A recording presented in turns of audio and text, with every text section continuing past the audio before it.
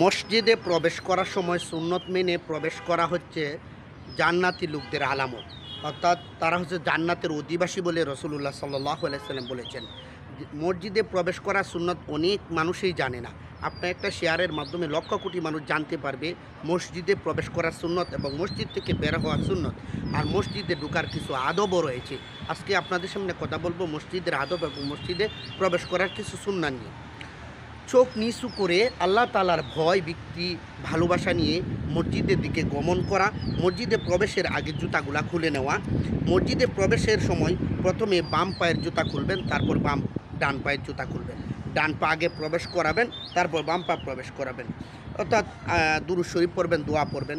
মসজিদের মধ্যে মূলত যে প্রবেশ করার সুন্নত হচ্ছে 5টা, আর বের হওয়ার সুন্নত হচ্ছে 5টা। এই সুন্নতগুলা কি আপনাদের সামনে আমি সিরিয়াল বাই সিরিয়াল বর্ণনা করব, আপনারা ধৈর্য সহকারে শুনবেন এবং মানুষের কাছে এগুলা শেয়ার করে দিবেন।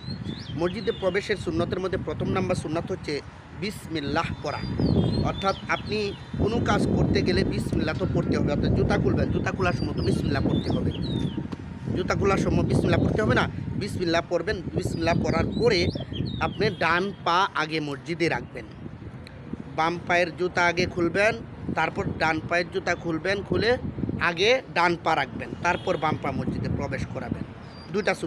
দুইটা সুন্নতের দলিল বিসমিল্লাহ মুসনাদে আহমদের মধ্যে 88 নম্বর হাদিসের মধ্যে আসছে যে বিসমিল্লাহ পড়া, দুরূদ শরীফ পড়া, এ ব্যাপারে 26,472 নম্বর হাদিসের মধ্যে আসছে মুসলিম শরীফের, মুসনাদে আহমদ শরীফের মধ্যেও এই হাদিসটা আছে। তো দুরূদ শরীফটা আমরা তো অনেকেই জানি, আবার অনেকেই দুরূদ শরীফটাও পারি না। আল্লাহুম্মা সাল্লি আলা মুহাম্মাদিন ওয়া আলা আলি মুহাম্মাদ কামা সাল্লাইতা আলা ইব্রাহিম ওয়া আলা আলি ইব্রাহিম ইন্নাকা হামিদুম মাজিদ। আল্লাহুম্মা বারিক আলা মুহাম্মাদিন ওয়া আলা আলি মুহাম্মাদ কামা বারাকতা আলা ইব্রাহিম ওয়া আলা আলি ইব্রাহিম ইন্নাকা হামিদুম মাজিদ। আবার চাইলে কেউ সংক্ষিপ্তভাবে সাল্লাল্লাহু আলাইহি ওয়াসাল্লাম পড়েও মসজিদে প্রবেশ করতে পারেন। 3 নম্বর হচ্ছে দোয়া পড়া। মুসলিম শরীফের 113 নম্বর হাদিসের মধ্যে আসছে দোয়া পড়া। দোয়াটা আমরা এভাবে পড়ি, আল্লাহুম্মা আফতাহ লি আবওয়াব রাহমাতিক, তবে একত্রে এভাবে বিসমিল্লাহ সহ পড়ে ফেললে অনেক ভালো হয়। বিসমিল্লাহি ওয়াসসালাতু ওয়াসসালামু আলা রাসূলিল্লাহ আল্লাহুম্মা আফতাহ লি আবওয়াব রাহমাতিক, এভাবে পড়লে সবচেয়ে ভালো।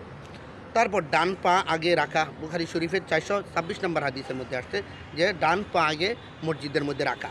5 নম্বর হচ্ছে ইতিকাফের নিয়ত করা, অর্থাৎ আমরা মসজিদে গিয়ে বিভিন্ন ধরনের দুনিয়াবি সুরগুল করি, দুনিয়াবি কথাবার্তা বলি, দুনিয়াবি কথা বলা যাবে না, একমাত্র ইতিকাফের নিয়ত করে ফেলতে হবে এবং আল্লাহ এবং আল্লাহ রাসূলকে রাজি খুশির জন্য মসজিদে প্রবেশ করবেন, দুনিয়াবি কোনো কথা বলবেন না।